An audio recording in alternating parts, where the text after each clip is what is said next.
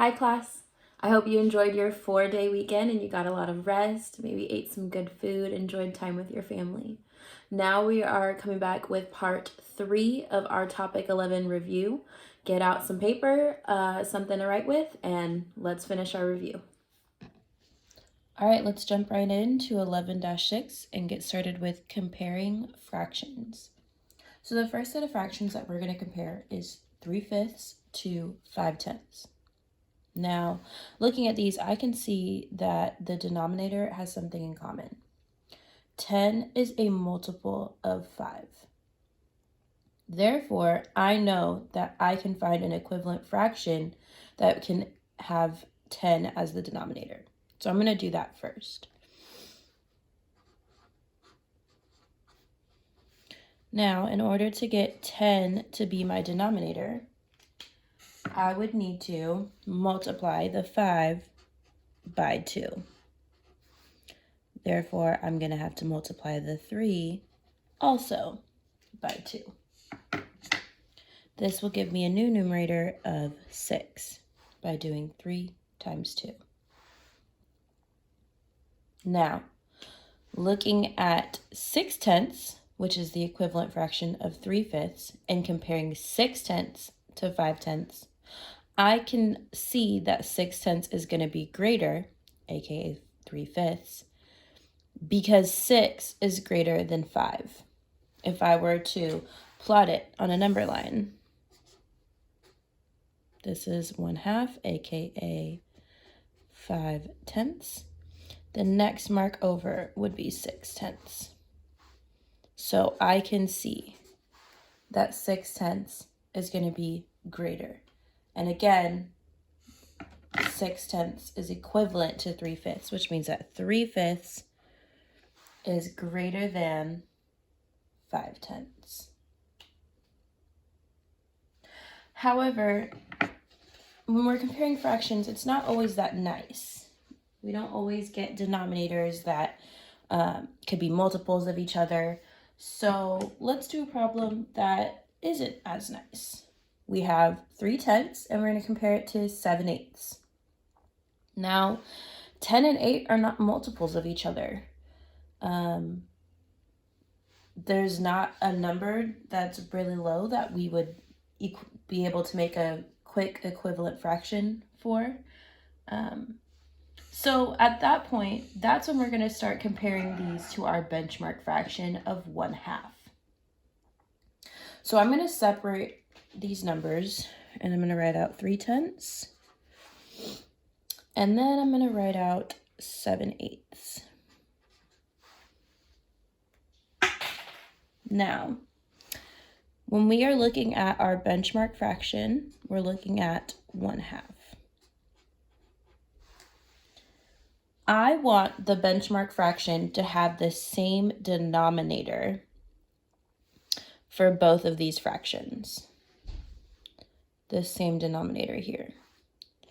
So in order to find that equivalent fraction, I have to think, what number do I have to multiply the 2 by to get the same denominator? So the same denominator here would be 8 and 10. I know that I can multiply a number by 2 to make 10, and I know I can multiply a number by 2 to make 8. That is another step that you need to think about. For our first fraction, 2 times 5 would give me 10, so I know that I'm going to multiply 5 on the top. This is then going to give me 5/10. You might have already known that based off of the last problem. But what about when we want to make an equivalent fraction for 1/2 with a denominator of 8? 2 times what would give me 8 times 4? And then 1 times that same number.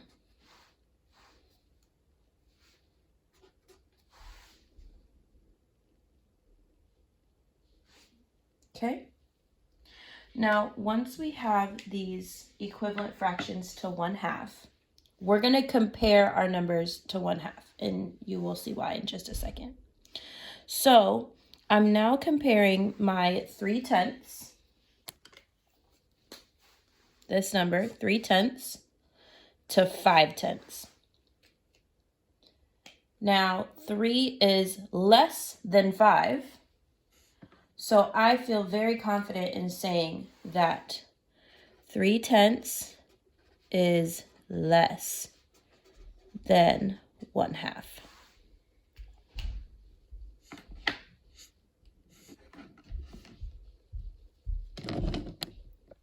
Next, 7/8. We're going to be comparing that to 4/8. 7 is greater than 4, so 7/8 is greater than 1/2. Now, because 3/10 is less than 1/2 and 7/8 is greater than 1/2, then 7/8 must be greater than 3/10. If we had this on a rough number line, and this is our 1/2, without knowing exactly where they are, we know that 3/10 is somewhere over here and 7/8 is somewhere over here. Therefore, 7/8 is going to be greater than 3/10. So I can fill that in there.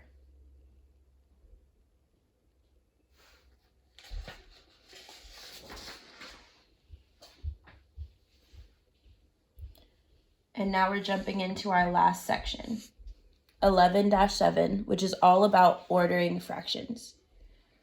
So I wrote down 3 fractions for us to work with.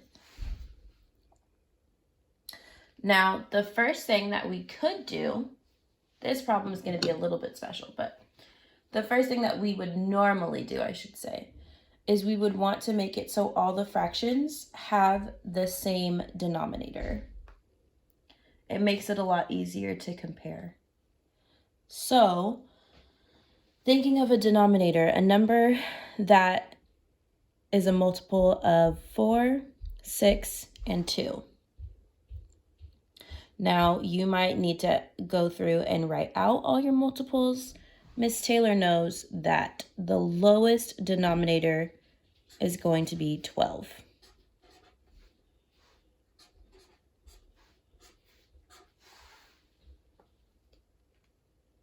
And just as we have been doing with our fractions, we're going to make them equivalent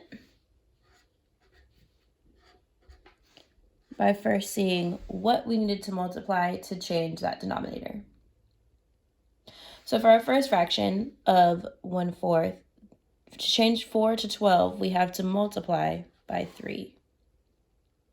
To change 6 to 12, multiply by 2. And 2 to 12 multiplied by 6. We're then going to multiply those same numbers to their numerators. 1 times 3 is 3. 1 times 2 is 2. And 1 times 6 is 6. When ordering fractions, we do still want to keep it in the same order and in the same original way that they write the fraction. So what I mean is we don't want to write it 2/12, 3/12, 6/12. We're going to order it based off of what the original values were. So the lowest, or the number with the smallest denominator, now that with the smallest numerator, now that all of our denominators are the same number, would be 2/12 or 1/6. So 1/6 is going to go first. Next, we have 3/12, which would be 1/4.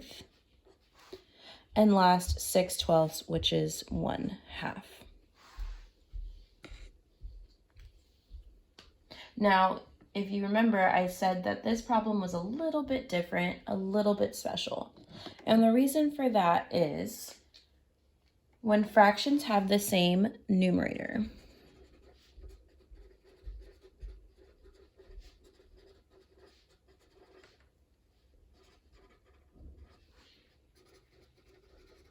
In this case, our same numerator is 1.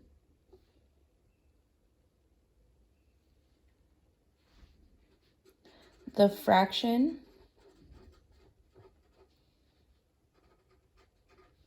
with the greater denominator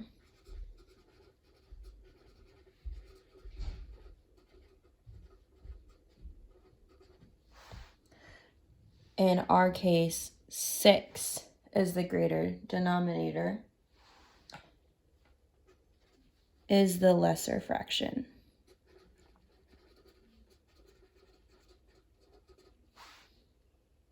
Which is what we found. When we found equivalent fractions, 2/12 was the smallest of the 12s.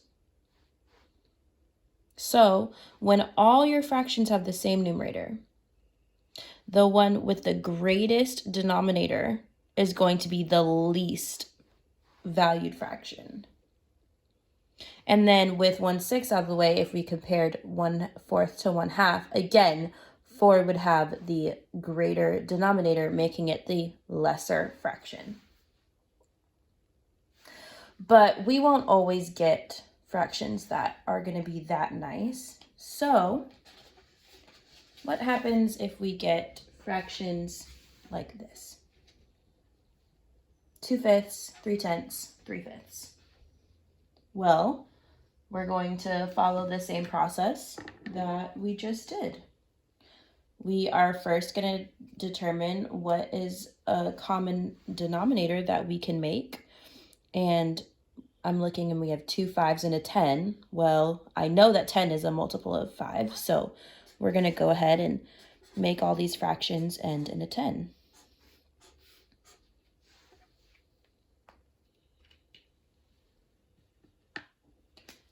And to go from 5 to 10, I know I have to multiply by 2. And to go from 10 to 10, all I'm doing is multiplying by 1. I'm going to multiply the same things to their numerators. 2 times 2 is 4. 3 times 1 is 3.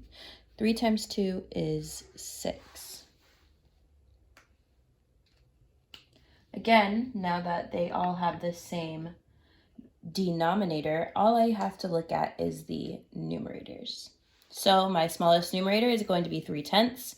We didn't change anything there, so we can still write it as 3/10. Next from that would be 4/10, but originally it was 2/5. We want to keep it in its original format, not writing the equivalent fraction. And last would be 6/10, which was 3/5.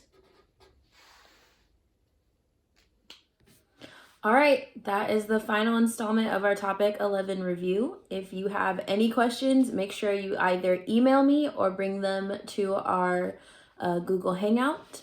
This is the last review I am uploading before you get your Topic 11 test tomorrow. So I'll see you guys later.